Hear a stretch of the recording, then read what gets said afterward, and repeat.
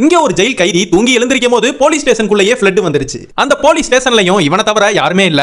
வெளியில இருக்கிற அழுக்கு தண்ணினா இவன் இருக்கிற செல்லுக்குள்ள வேகமா வந்து நிரம்பிக்கிட்டே இருக்கு. அப்புறம் வெளியில இருக்கிற ஒரு டேபிள்ல இவர் உள்ள இருக்கிற செல்லோட கீயை பார்த்துட்டு அந்த கீயை எடுக்கிறதுக்காக இவர் போட்டிருக்க பெல்ட்டை கழட்டி அந்த டேபிள்ல உள்ள டிராவை லாக் பண்ணி அந்த டேபிளை பொறுமையா இழுத்து ஒரு வழியா அந்த கீயவும் எடுத்துறாரு. அந்த கீயை வச்சு அந்த லாக்கை ஓபன் பண்ணலாம்னு பாக்குறாரு. இதுல உள்ள எல்லா கீயவும் அந்த லாக்கர்ல போட்டு பார்த்தாலும் எதுவுமே செட் ஆக மாட்டேங்குது. அதுக்கப்புறம் தான் இவர் ஒரு விஷயத்தை நோட் பண்றாரு. இது செல்லோட கீயே கிடையாது, அங்க உள்ள ஒரு போலீஸ் ஆபீசரோட காரோட கீன்னு. அதே நேரத்துல வெளியில உள்ள ஒரு கரண்ட் கம்பம் கீழே விழுந்து அது வெள்ளத்துல அடிச்சுக்கிட்டு பயங்கரமா வந்து இவர் இருக்கிற செல்லோட டோர்ல பயங்கர வேகமா வந்து மோதுது. அது மட்டும் இல்லாம இவர் இருக்கிற செல்லுக்குள்ள நிறைய நீர் மட்டம்னா அதிகரிச்சுக்கிட்டே வருது. அதுக்கப்புறம் மேல நிமிர்ந்து பார்த்தா ஒரு ரூஃப் இருக்கு. அதுக்குள்ள ஒரு சின்ன விண்டோ மாதிரி இருக்கு. இவர் அதை உடைச்சிட்டு அதுல ஏறி தப்பிச்சு போயிரலாம்னு பாக்குறாரு. ஆனா இவருக்கு எட்டவே இல்ல. அதனால இவர் என்ன பண்றாருன்னா தண்ணி கடியில போயிட்டு இவர் படுத்துட்டு இருந்த பெட்டை இழுத்து அந்த பெட் மேல ஏறி ஒரு வழியா அதை புடிச்சிடுறாரு. அதுக்கப்புறமும் இவர் என்ன பண்றாருன்னா தண்ணி கடியில நீந்தி போய் கீழே கிடக்கிற டார்ச் எடுத்து அதை பார்ட்டா பிரிச்சு அதை அப்படியே வாயில வச்சு அது மூலியமா மூச்சு விட்டுட்டு இருக்காரு. அந்த நேரத்துல கரெக்டான நேரத்துக்கு ஒரு லேடி வந்து அவரை காப்பாத்திடுறாங்க.